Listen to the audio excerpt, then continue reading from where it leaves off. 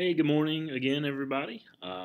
Welcome back to today's Thursday, October the 15th, and we're going to continue with our Unit 2 notes today. First, I wanted to show you a couple things on Schoology. So today, I just recently added these this morning, so it's just a couple videos. One of them is that dramatic reading of the Declaration of Independence. It's done by some famous people from the 1990s. You may recognize a few of them, but you guys are awfully young. And then a YouTube video based on it's called "Too Late to Apologize," and it's kind of a parody on, but with the Declaration of Independence from the One Direction song. I think that's who sings it. But it's funny. We'll probably watch them in class too, just because I want to, especially the dramatic reading, because I want you to hear the words of the Declaration as we move forward. Tomorrow is Friday. I want you to work on your outlines. Make sure that I know it's been tough being home all this week, but make sure you stay organized, manage your time efficiently. That's gonna, being able to have good time management is a skill that will serve you very well when you get to college, and as I'm sure many of you are planning on doing that. So don't let procrastination be the way you do things. All right. So if you want to go ahead and get your notes ready, we will begin. We'll pick up where we left off anyway. Okay. So.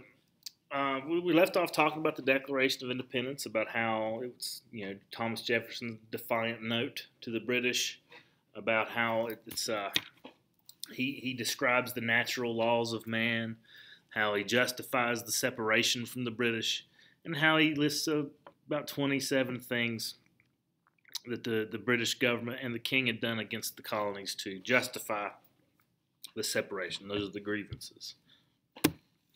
Now, as you see here, this is a painting that was done by John Trumbull, showing the signing of the Declaration of Independence. This is not historically accurate. I mean, on July the 4th, 1776, there was no one period of time in which all the members of the Continental Congress were there to put their name to the paper. But it's just a representation.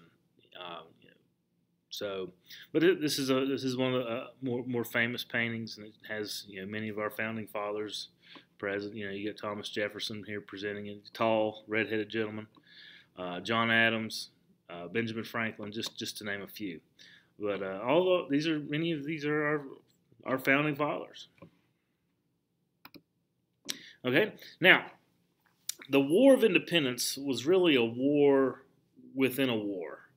So colonials that were still going to remain loyal to the King of England are called loyalists, and they fought against American rebels who are called patriots.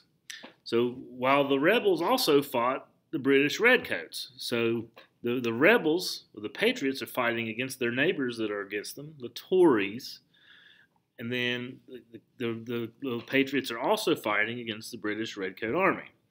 So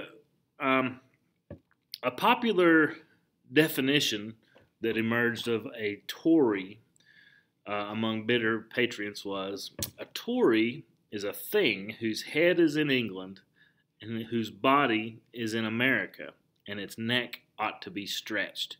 So it was not popular amongst the patriots, their neighbors who sided with the king. So, but like many revolutions, the American Revolution was a minority movement. I don't want you to think that the entire population, or even most of the population, was patriots. In fact, a significant portion of the population was apathetic or neutral, which I'm sure is kind of how it is today. A lot of Americans are just apathetic. They don't really care. My brother's a great example. Good guy, hardworking guy. I guarantee he probably could not tell you who the Vice President of the United States is. He just doesn't care. It's not important to him. But those are within our fledgling nation. Those are two sides that emerged, really. Well, three: loyalists, also known as Tories, patriots, and then just essentially you're apathetic.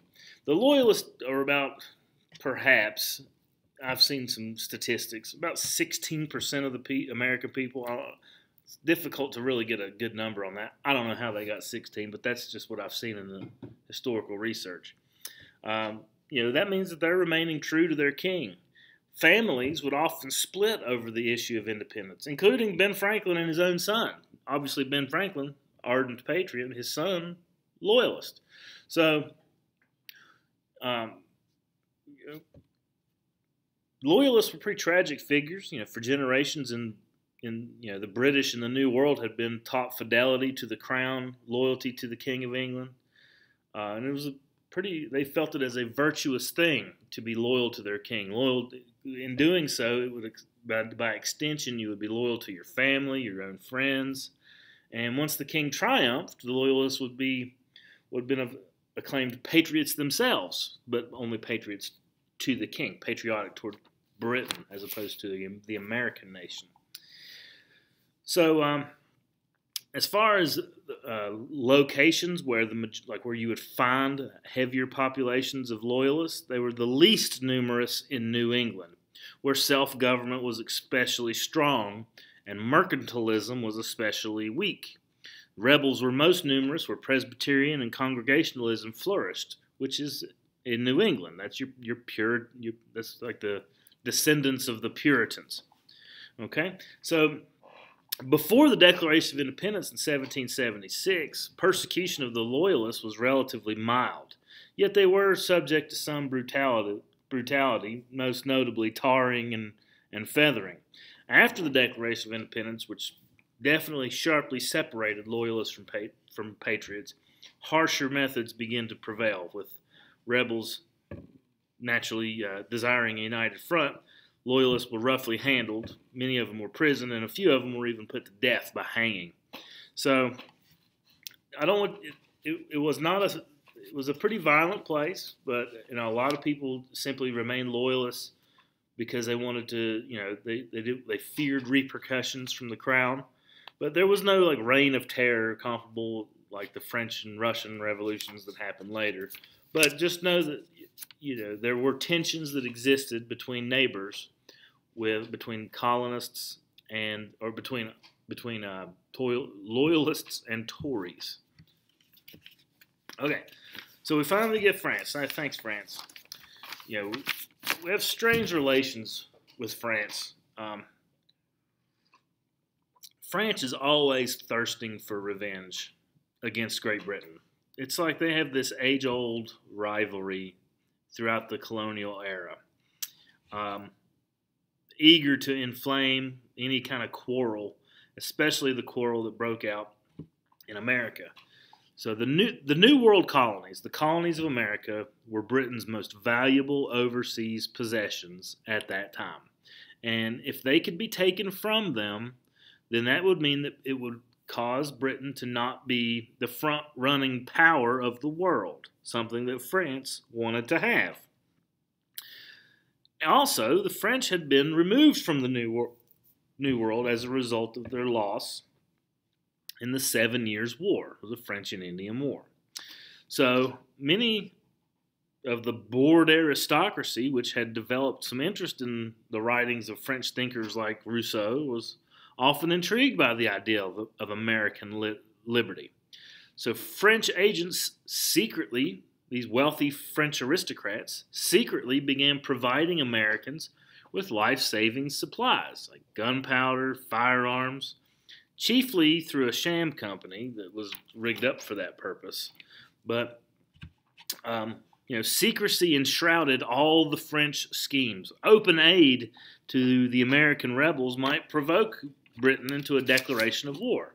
The French did not want an all-out war again. France was not ready to fight war, but they were more than willing to secretly provide aid through their citizens to the Americans.